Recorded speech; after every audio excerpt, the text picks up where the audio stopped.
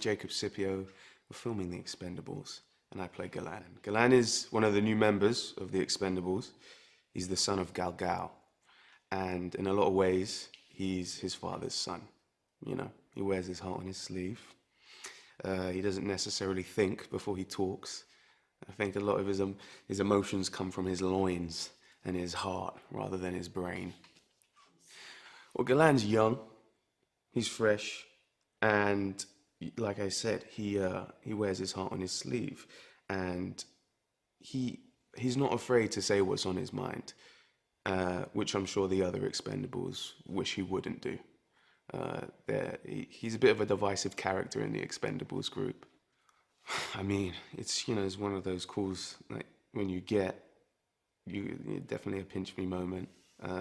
One of the producers, Yoni, who I worked with on The Outpost, called me. And he was like, "Hey, Jacob, what are you doing?" I'm like, "Not much. What's up?" He was like, "Are you working?" I was like, "Not right now." He's like, "You want to be an expendable?" I was like, "Yeah, I think I do." That was it. I mean, you're constantly surrounded by these titans of the movie industry.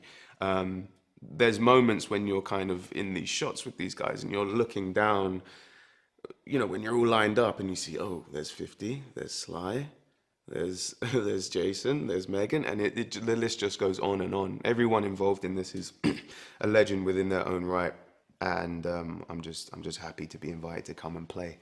For you to be involved with it. Well, I think what you've got here with Expendables 4 at the heart and soul of it is our director, Scott. He was a stunt guy beforehand, and now he's a fantastic director. And he's a guy who directs from his heart, definitely. He knows exactly what he wants from this, and I think the action sequences are gonna be bigger and better than anything you've ever seen in the previous 3 films. They were fantastic, but this takes it to another level, and I think a lot of that is to do with Scott's input. With the Expendables movies, what's so brilliant about them is even if you haven't seen them already, you know what they are. That's the power of the franchise. So in this one in particular, it is just wall-to-wall action. That's what I want from these type of franchises, and I'm sure a lot of people out there also want. It's a whole lot of fun. Just stuff your mouth with popcorn, get down to the cinema, and have a good time. Jason leads from the front. He's in the trenches every day, not only as an actor, but as a producer. He'll stay behind and give you eye lines behind the camera, even when he's finished doing all his work, which, not a lot of people know that, but he does that.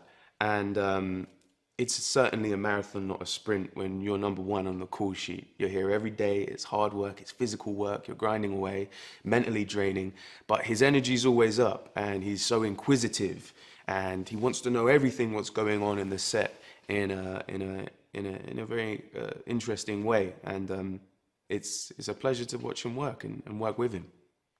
Sly epitomizes the word movie legend.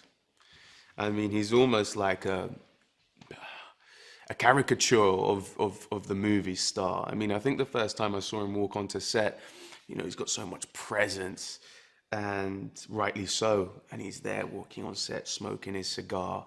And I'm just like, you should be wearing a cape or something. You look like a real-life superhero.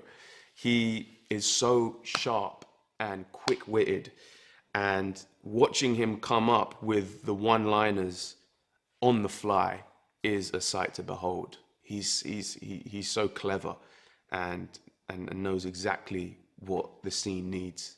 A pleasure working with him. I mean, what's great about this movie is you have so many performers who are experts in their field of stunt training. I mean, you've got Tony Jaa, Iko Uwais, who are just absolute legends in the martial arts movie industry. And what's great is you can bump into them in the hotel gym and ask them for a couple pointers or tips. And all of a sudden, you're walking around with Iko as your trainer, or Tony as your trainer, or 50 as your trainer, teaching you some technique on bench press or something. That's what's brilliant about this. I mean, everyone's an expert in their own field, and I'm just here just eating up all the tasty morsels. Wow. Definitely.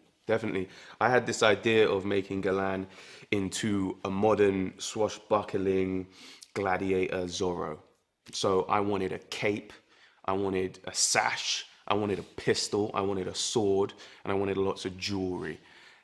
I didn't get all of that, but I got some of it, and I'm very happy with it. The look that we came up with in the end, working with Neil, our costume designer, who's fantastic, and Scott also, who's just so receptive to your ideas.